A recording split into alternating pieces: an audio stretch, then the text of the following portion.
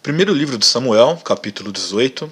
Nessa primeira parte deste capítulo, nós vamos ver uma ênfase muito interessante no relato bíblico acerca da amizade de Jonatas, que era filho de Saul, com Davi. Esse é aquele tipo de amizade que faz bem à alma das pessoas, né? A Bíblia colocar alguns versículos para dizer o tanto que Jonatas tinha Davi em consideração, a tal ponto que ele tira sua capa e dá a Davi num sinal de honra, é algo muito interessante, e isso já nos dá uma reflexão de que as boas amizades, as verdadeiras amizades, aquelas que são bênçãos para as nossas vidas, realmente é uma dádiva do Senhor. Na sequência da narrativa, nós vamos ver a inveja de Saul. Acontece que eles estavam voltando daquele episódio contra o Filisteu e as mulheres começaram a cantar que Saul matou seus milhares e Davi seus 10 milhares. E isso obviamente que para Saul soou como algo muito ruim, porque ele já tinha medo de Davi, ele já sabia que Davi era alguém que tinha o favor de Deus, e como nós lemos e refletimos nos capítulos anteriores, sabemos que nesse momento aqui da história Saul estava atormentado por um espírito mau, e obviamente que ele chega a uma conclusão: bom, se estão cantando que Davi matou seus 10 milhares e eu matei os meus milhares, claramente o que falta para Davi é meramente o reino. Então, óbvio que Saul, atormentado, tinha mais medo ainda de Davi, e a Bíblia fala exatamente isso, que daquele dia em diante Saul já não via Davi com bons olhos. Passou um período, um espírito mau veio atormentar Saul, e ele, num acesso de raiva, mais uma vez pediu para que Davi tocasse ali o seu instrumento, a harpa no caso, para que pudesse acalmar, né, o Saul desse acesso de raiva que ele tinha. Só que nesse episódio especificamente, Saul ele tinha uma lança na mão e atirou contra Davi. Ele pensava assim: eu vou encravar o Davi na parede. E a palavra diz que Davi se desviou por 2 vezes dessa intenção de matar que Saul tinha em relação a ele. Agora, veja você que coisa interessante. Embora a Bíblia não nos dê um relato detalhado, imagine o que deveria ser para Davi ver que Saul estava tentando matá-lo num acesso de raiva e conviver com essa realidade. E por que eu estou dizendo isso? Porque às vezes nós, como cristãos, sofremos demasiadamente quando as pessoas estão nos perseguindo, e por vezes a gente passa por isso na vida. Você conviver com pessoas que você é obrigado a conviver, e pessoas que você sabe que quer o teu mal.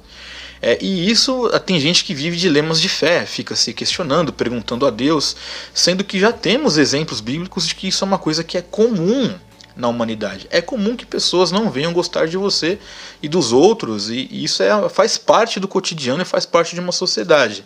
E Davi não estava isento disso. Mesmo Deus estando ao lado dele, Davi não estava isento dessas questões. Isso é muito importante que você tenha em mente. E claramente a Bíblia também nos mostra que tudo isso, né, a origem disso era o fato de que Saul já tinha, o Espírito de Deus já tinha saído de Saul, nesse sentido de ele ser o rei de Israel. Nós já falamos sobre isso, e havia obviamente o medo de Saul perder o reinado, ou seja, o ego tomava conta dele em relação a tudo que estava acontecendo. Porém, quando nós falamos um pouco das reflexões anteriores, nós vamos ver que aquele que matasse Golias iria ser genro do rei, e Davi matou Golias. Então foi prometida uma filha, né, do rei, no caso Saul, para esse que acabasse com Golias, e que no caso era Davi. E na sequência você vai ver que então chega assim até Davi dizendo: olha, você vai ficar com uma das filhas aqui de Saul. E aí o Davi ele se pôs numa condição de humildade, dizendo assim: você acha que é pouca coisa você ser filho, ser genro de um rei? E isso se falava da questão do dote. Antigamente, quando se tinha um casamento, a família do noivo tinha que dar um aporte financeiro para a família, né, da noiva, enfim. E obviamente que Saul sabia dessas questões, e Davi não tinha essa condição. Só que essa primeira esposa, que era uma das filhas de Saul, que não chegou a ser esposa de Davi, na verdade, aquela que foi prometida para Davi, acabou sendo entregue para outro homem, e Saul acabou que usou dessa humildade de Davi para poder fazer isso. Só que ele tinha uma segunda filha, e esta segunda filha, que se chamava Mical, ela realmente amava Davi. Então, intentando dar um jeito de matar Davi, ele faz o seguinte: não, você pode ficar com a minha filha, eu não quero nenhum tipo de dote seu, a única coisa que eu quero é que você me traga 100 prepúcios de filisteus, para você vingar aqui o nosso povo, né? Prepúcio, para quem não sabe, é a pele que cobre o membro masculino do homem, né? Como se fosse aquela cirurgia da fimose que tem que remover essa pele. Você se lembra que, historicamente, no povo de Israel, qual era o sinal visível da aliança de Deus com os homens? Era justamente não ter o prepúcio, né? Era ter feito a circuncisão, né? Cortar esta pele de cima do membro do masculino. E aqui, o Saul pede para Davi, ao invés do dote, era que ele trouxesse 100 prepúcios filisteus como prova de que ele tinha matado esses 100 filisteus. Só que a intenção de Davi, além de honrar o rei, era muito clara que estava ali em servir ao Senhor. Ao contrário de Saul, que estava fazendo isso com a intenção de matar Davi. Você vai encontrar nesta narrativa bíblica claramente versículos que diz o seguinte: olha, porque Saul tentava fazer com que Davi fosse morto pelos filisteus. Para você ver o nível de absurdo ao qual Saul estava, era assim, não vou tentar matar o Davi porque eu sei que Deus está com ele, então eu vou forjar uma situação para que ele vá guerrear contra os filisteus e quem sabe ele morre numa situação dessa e o meu reinado fica tranquilo, porque ele tinha medo de perder o reinado para Davi. Este era o nível da situação a qual nós estávamos aqui, né, vivenciando nesse contexto de época. Então, quando Saul ele fala para Davi que ele quer esses 100 prepúcios, Davi ele vai e traz 200, para você ver como Deus estava ao lado de Davi.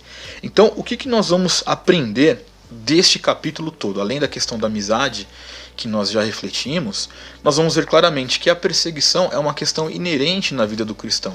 Pode ser que você tenha tempos de paz, pode ser que você tenha tempos aí mais tranquilos, mas em algum momento você vai se enfrentar uma oposição severa, algum nível de perseguição, que pode ser um pastor, pode ser um chefe, pode ser alguém próximo de você, até mesmo dentro da sua família. Isto vai acontecer e eu não estou aqui, obviamente, profetizando isso sobre você, até porque não acredito nesse tipo de profetada, assim por dizer. O que eu estou querendo dizer é que o fato de crermos em Deus e estarmos fazendo as coisas com a intenção de glorificar a Deus, não significa que teremos paz para fazer. Na verdade, um dos indicativos de que quando nós estamos no caminho certo é justamente a oposição e a resistência. E nós estamos aqui lendo um trecho da história de Israel, a qual Davi, que viria a ser rei de Israel, estava sendo perseguido diretamente pela maior autoridade que tinha à época, que era o rei Saul, que tentava matá-lo e que de forma muito sorrateira criou métodos e caminhos, inclusive dando a própria filha a Davi como casamento para não desonrar aquilo que ele havia prometido, mas com uma intenção escusa. Se ele me trazer os 100 prepúcios, ele vai inevitavelmente para uma guerra, quem sabe ele morre, e aí ele morre pela mão dos filisteus, não morre pela minha mão, como se Deus não soubesse o que ele estava tramando dentro do seu coração. Então, que nós sejamos maduros para entender que essas coisas acontecem, nenhum de nós está livre de vivenciar essas questões, mas que fique para nós a lição e a postura de Davi. Por mais que ele havia, claramente, né, imagina uma pessoa tentar contra a sua vida 2 vezes, você vai ficar pelo menos atento, né, nesse contexto todo, mas a nós, e é o que nós aprendemos aqui de Davi, que nós possamos continuar servindo ao Senhor apesar dessas circunstâncias e dessas perseguições.